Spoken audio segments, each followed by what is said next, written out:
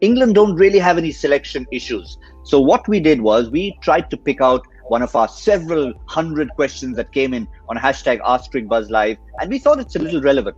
England have only used a bunch of players for the series, but what about a movement up and down the order? And Shantanu has an interesting point of view. I'll come straight to Michael on this. Should England think of batting an enforcer like Ben Stokes at number 3 instead of a steady customer like Malan, who's obviously the number 1 T20 international player? I think I probably can guess your answer, Michael, but go for it.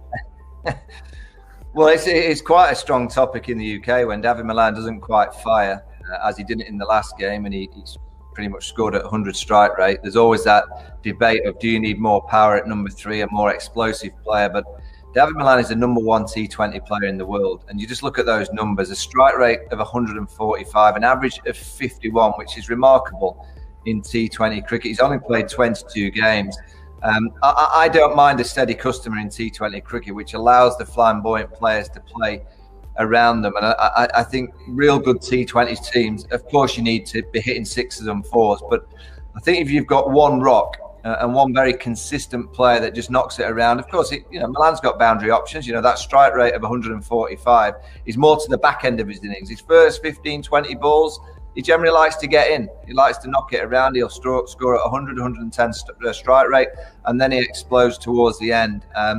When you've got so many firecrackers in a batting lineup, so many options, you could easily put Ben Stokes to 3 and bring Moeen Ali, and it gives you another bowling option. And Moeen could bat in the middle of the order. Joe Root could come into the side, bat 3, and bowl a bit of off spin. I think when you're a really, really good team, you always have 2 or 3 players that are surplus to requirements, and you're always looking at those 2 or 3 players and thinking, well, actually, they could be used at number 3, or they could open. It's just a really good England side that, at the minute, it's operating very well. And you look at Ben Stokes' numbers from where he bats in the order, and all the call for Ben to bat at number 3. Well, his numbers at number 3 are a lot lower than David Malan. He averages 16.75 with a strike rate of 140 against 51 and a strike rate of 145 to David Malan. So I think England have got it spot on. I think they have it right. David Malan is their rock. He's playing consistently. He's the number 1 T20 player in the world.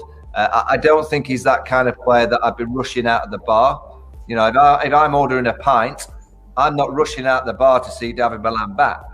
That's my honest opinion. But I know that for the team, he's doing a fantastic job. I will rush out the bar when Ben Stokes runs out there.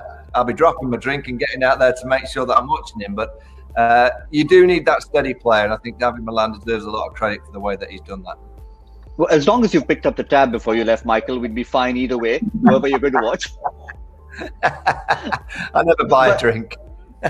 Fair enough. There's honesty for you. But Zach, one of the reasons we sort of put it up, A, because in case England were batting first and they were trying to find a way to address this whole challenge, but B, what about the fact that Ben Stokes himself has expressed his desire to bat higher up the order? Sometimes players themselves say, listen, I'd like to. It's not the only reason, but that's one of the reasons why it's come up.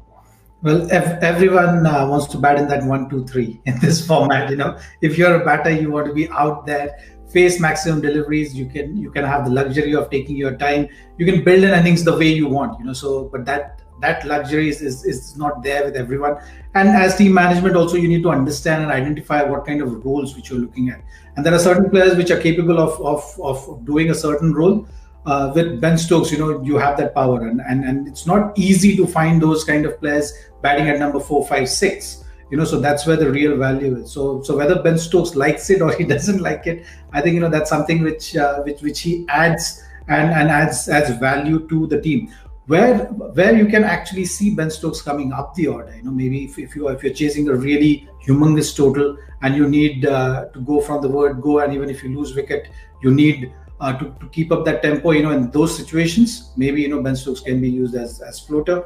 Another scenario where you've not lost a wicket for about 8-10 overs, in that kind of scenario, you have the luxury of using someone like Ben Stokes, where that the platform is already set.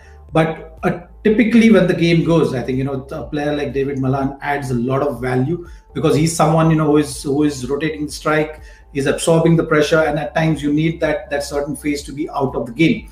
And from that point of view, the numbers and the consistency which David Malan has shown over the years now is phenomenal. So why change something which has been working for you? So I think that formula which England has got in terms of keeping that tempo going, keeping that momentum going, you need an anchor like David Malan to really solidify that kind of approach.